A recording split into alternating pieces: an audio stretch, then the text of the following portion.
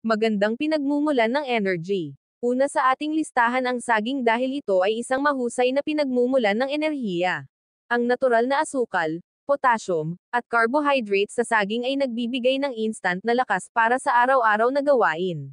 Pampatibay ng puso. Ang potassium sa saging ay nagbibigay proteksyon sa ating puso.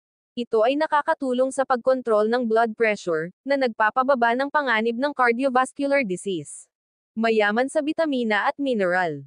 Ang saging ay puno ng mga bitamina at mineral tulad ng vitamin C, vitamin B6, at folate. Ang mga ito ay mahalaga para sa kalusugan ng ating katawan at nagpapalakas ng ating immune system.